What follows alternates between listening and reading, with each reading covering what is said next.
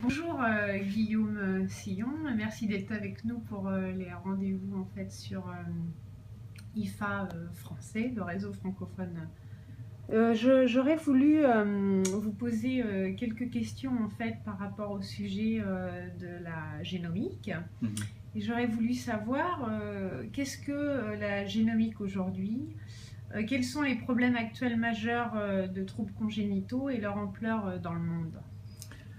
Bon, alors moi, juste pour me présenter en premier lieu, je suis conseiller en génétique, je travaille au Centre universitaire de santé McGill à Montréal, au Canada, et donc je travaille dans un service de génétique médicale.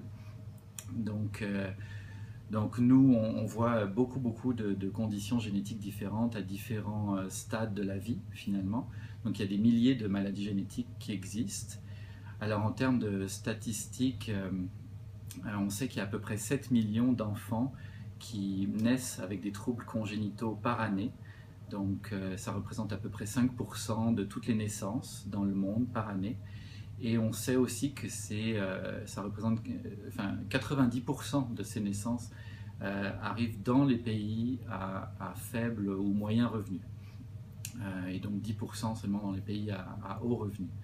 En termes de prévalence euh, de ces troubles congénitaux. Donc on sait qu'il y a la majorité, enfin 25% en fait de toutes ces naissances avec des troubles congénitaux sont constituées de 5 troubles particuliers.